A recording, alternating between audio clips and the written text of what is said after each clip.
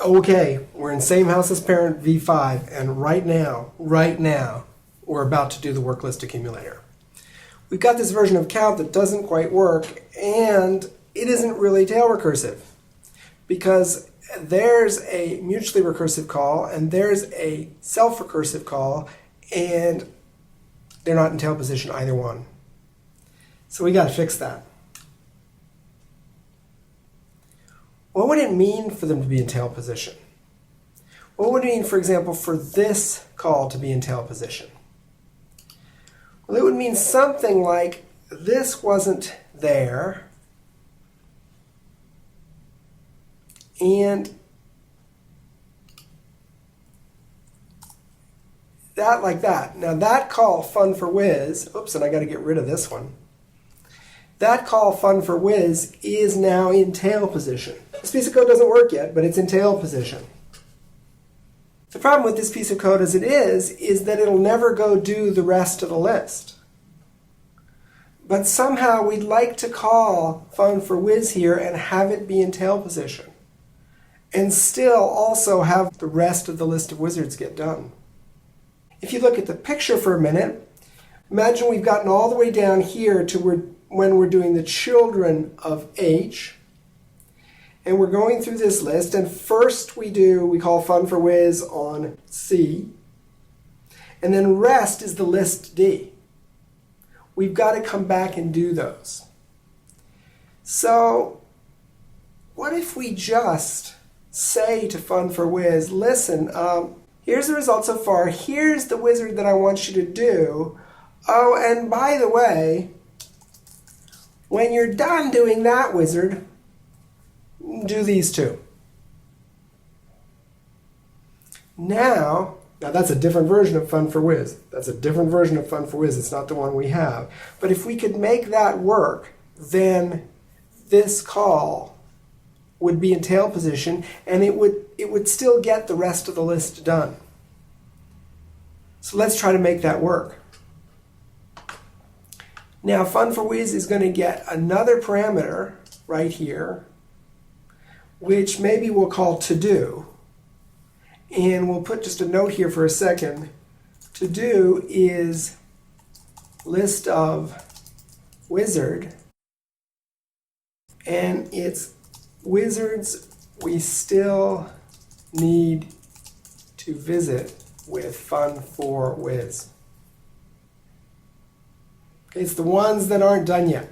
Notice there's a funny relationship between RSF and to do. RSF is every place we've seen, and to do is the things we've been told we should visit, but we haven't visited them yet. Well, what's fun for whiz going to do? Well, fun for whiz is still going to call fun for LOW, but it's got to tell it about to do. It's got to say, listen, you've also got to do these. But fun for LOW already consumes an argument for which the type is list of wizard. It's LOW. It's this argument right here. And it's already going to go do them. All we really need to do is take to do and add the current wizard's children to it. So what this line is saying is it's saying, look, whatever wizards you already knew you had to visit, in other words, to do, add the kids of this current wizard to it, and you have to do them. So we don't really need to add an extra parameter to fun for LOW. It's already consuming a parameter that's a list of wizard that it's going to visit. We could just incorporate this in that. And what we could do at this point is actually we can, just to make this a bit more consistent, I clicked on check syntax, and now I'm going to take this LOW parameter here, and I'm going to rename it to do.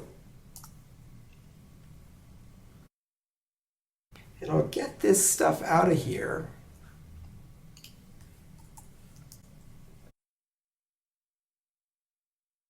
Let's just try it, and then we'll talk about it. Fun for whiz. Oh, I forgot to give this extra argument right here. Well, at the beginning, when you visit the first wizard, there's no pending children that you haven't visited yet, so we'll say empty there. All 6 tests pass. This thing's working. But how is it working?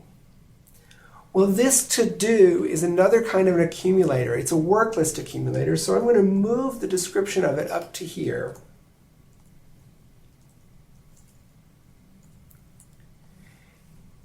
And now let's go back to our picture, and let's add the progression of values for this to-do accumulator as we go through. So at the very top, when we come in, we haven't seen any wizards, RSF is 0, and the children that we haven't visited yet is empty. Now, when we go to H, RSF is going to be 1. What's to do? Well, to do is the rest of the children. Let's think about where we go to H from. We go to H from fun for LOW. So we go to H right here. This call to fun for whiz goes to H. First of to do, first of the children of K is H. And rest of the children of K is the list IJ. So when we get back up here to fun for whiz the second time, when we get to H, RSF is 1, and to do is list of I and J. Now we go through the whole thing again. So now we call fun for LOW. Right here, we've called fun for whiz at H. We call fun for LOW by adding the list CD to the front of the list IJ. So when we call fun for LOW right here, I like to say that I'm here by kind of putting a little circle around the lines going to the subnodes. Now I'm at fun for LOW. Well, when I'm at fun for LOW, RSF is 2, and to do is the list CDIJ. I take the first C off of it. I call fun for whiz. Now W is C. To do is the list DIJ, and RSF is still 2. Now what happens? Now what happens is fun for whiz, we're sitting here at C. Fun for whiz calls fun for LOW, and it appends the kids of C. C doesn't have any kids, so that's empty.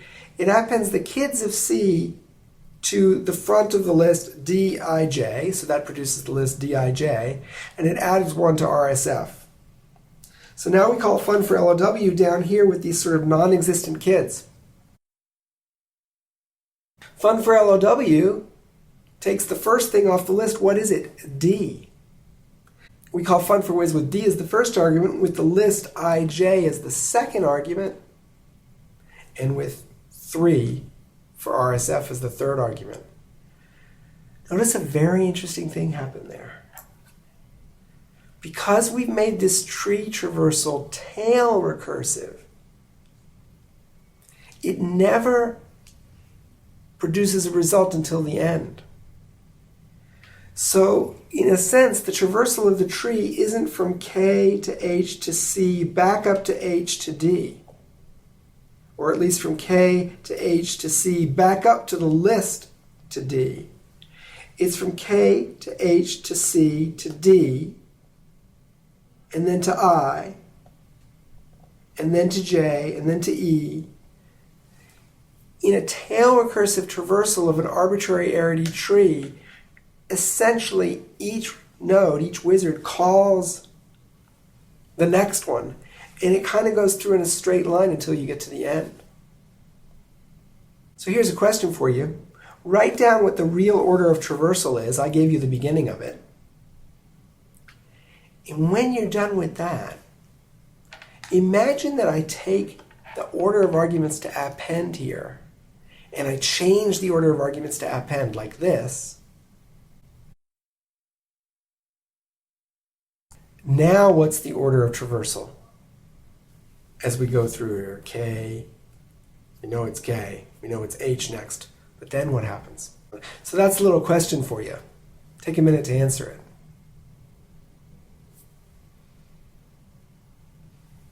Right, so what you saw there is this version here produces what's called depth first traversal of the tree. We go all the way down the leftmost branch to the end before we start going across. And this version produces breadth first traversal.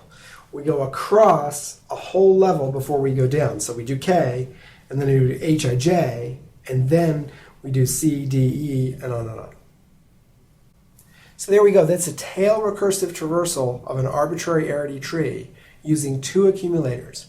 One accumulator keeps track of the results so far, and the other accumulator keeps track of all the children that we've seen but haven't visited. In other words, everything that showed up in the Wiz-Kids of a wizard we were at, but we haven't yet gone to see them.